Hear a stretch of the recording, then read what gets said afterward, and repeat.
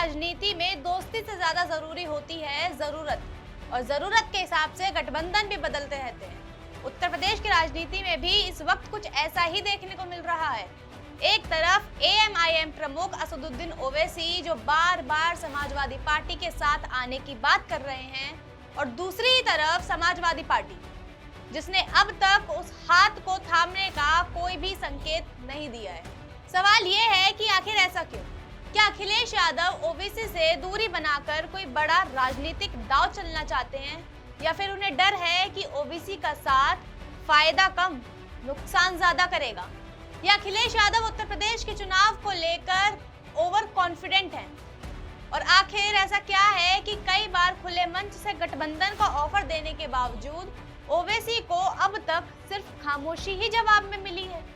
आज इसी पूरे राजनीतिक समीकरण को विस्तार से समझने की कोशिश करेंगे। नमस्कार, राष्ट्रवाणी देख रहे हैं आप और आपके साथ मैं हूं कनक सिंगल। उत्तर प्रदेश का विधानसभा चुनाव अभी भले ही कुछ महीने दूर हो, लेकिन राजनीतिक चालें अभी से तेज हो चुकी हैं और सभी राजनीतिक दलों ने चुनावों को लेकर अपनी कमर कस ली है। फिर चाहे वो मुख्यमंत्री योगी की रैलियां हो या ओवैसी के मैदान में उतरना। और इसी बीच एएमआईएम प्रमुख असदुद्दीन ओवैसी ने एक बार फिर समाजवादी पार्टी को खुला गठबंधन का ऑफर देकर यूपी की राजनीति में नई बहस छेड़ दी। ओवैसी का कहना है कि अगर बीजेपी को रोकना है तो विपक्ष को अभी साथ आना होगा, लेकिन वहीं दूसरी तरफ समाजवादी पार्टी का रुख अब भी ठंडा नजर आ रहा है। वो अभी भी चुनावों के लिए कुछ खास मशक्कत नहीं कर रही है, लेकिन ऐसा क्यों? दरअसल ये कोई पहली बार नहीं है। उत्तर प्रदेश की राजनीति में शायद ही कोई ऐसा चुनाव आया हो जब असदुद्दीन ओवैसी ने समाजवादी पार्टी के साथ आने की इच्छा जाहिर ना की, लेकिन हर बार तस्वीर लगभग एक जैसी ही रही। प्रस्ताव ओवैसी की तरफ से आया और समाजवादी पार्टी ने या तो चुप्पी साध ली या दूरी बनाए रखी। इस बार भी मुरादाबाद की जनसभा में ओवैसी ने खुले मंच से कहा एएमआईएम नहीं चाहती कि इस बार उत्तर प्रदेश में भारतीय जनता पार्टी दोबारा सत्ता में आए, इसलिए अगर अखिलेश यादव तैयार हो तो वे मतलब ओवैसी गठबंधन के लिए तैयार है। उन्होंने यहाँ तक कहा कि चुनाव के बाद पछताने से अच्छा है अभी ही बातचीत शुरू की जाए। उन्होंने ये भी कहा कि उन्हें किसी कुर्सी की लालसा नहीं, बल्कि बराबरी का सम्मान चाहिए। आगे उन्होंने ये भी कहा कि अगर अखिलेश यादव कहीं कुर्सी लगाकर बैठेंगे तो हम उनके साथ ही कुर्सी लगाएंगे। और ओवैसी का यह बयान इसलिए भी अहम माना जा रहा है क्योंकि ये पहली बार नहीं है। इससे पहले भी 2022 के विधानसभा चुनाव से पहले भी उन्होंने समाजवादी पार्टी को साथ आने का प्रस्ताव दिया था। तब भी उन्होंने कहा था कि अगर विपक्ष एकजुट होगा तो बीजेपी को चुनौती दी जा सकती है, लेकिन उस समय भी समाजवादी पार्टी ने कोई सकारात्मक जवाब नहीं दिया। यही नहीं, कई मौकों पर अखिलेश यादव खुद सार्वजनिक मंचों से ओवैसी को बीजेपी की बी टीम तक बता चुके हैं।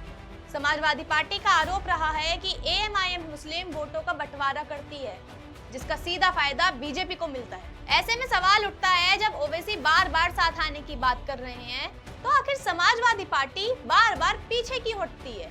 दरअसल इसके पीछे कुछ राजनीतिक बयानबाजी नहीं, बल्कि चुनावी गणित भी है। तो हम आपको समझाते हैं वो गणित क्या है। उत्तर प्रदेश में समाजवादी पार्टी की राजनीति सिर्फ मुस्लिम वोटों पर नहीं टिकी है, बल्कि पीडीए मतलब पिछड़ा, दलित और अल्पसंख्यक समीकरण पर भी आधारित है। ऐसे में अगर समाजवादी पार्टी खुलकर एएमआईएम के साथ गठबंधन करती है तो बीजेपी को हिंदू ध्रुवीकरण का बड़ा मुद्दा मिल सकता है।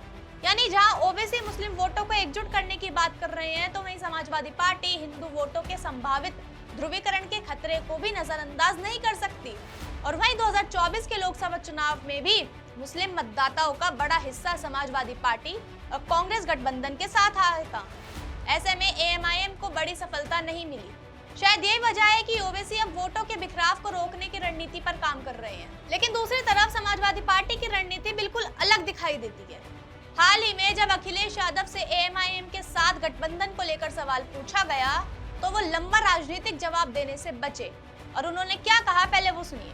किसी से उलझो मत, किसी से उलझो मत, किसी से उलझने की जरूरत नहीं है।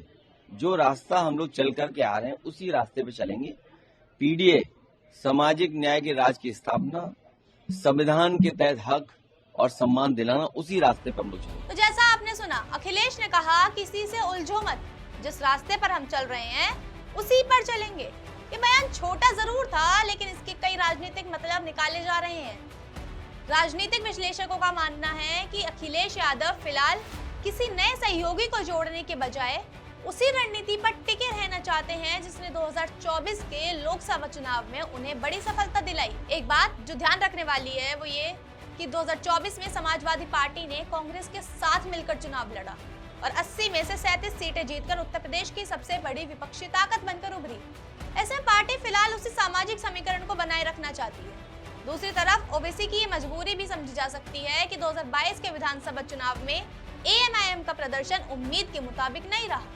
2024 के लोकसभा चुनाव में भी पार्टी उत्तर प्रदेश में कोई खास प्रभाव नहीं छोड़ सकती। ऐसे में 2027 से पहले किसी बड़े दल के साथ गठबंधन उनके लिए राजनीतिक रूप से फायदेमंद हो सकता है, लेकिन समाजवादी पार्टी के लिए तस्वीर इतनी आसान नहीं है, क्योंकि अगर अखिलेश यादव ओवैसी का ऑफर स्वीकार करते हैं तो बीजेपी इसे तुष्टीकरण और सांप्रदायिक गठजोड़ का मुद्दा बना सकती है, और अगर प्रस्ताव ठुकराते हैं तो ओवैसी मुस्लिम नेतृत्व की अनदेखी का आरोप लगाकर अलग चुनाव लड़ सकते हैं।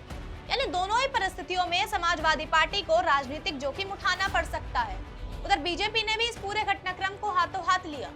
बीजेपी प्रवक्ता शहजाद पूनावाला ने तंज कसते हुए कहा कि ये भाईजान गठबंधन की तैयारी है और दोनों दल सिर्फ वोट बैंक की राजनीति कर रहे हैं। इस बयान के बाद बहस और तेज हो गई। अब सबसे बड़ा सवाल यही है कि क्या ओबीसी का ये ऑफर सिर्फ राजनीतिक दबाव बनाने की रणनीति है या सचमुच विपक्षी एकता की कोशिश?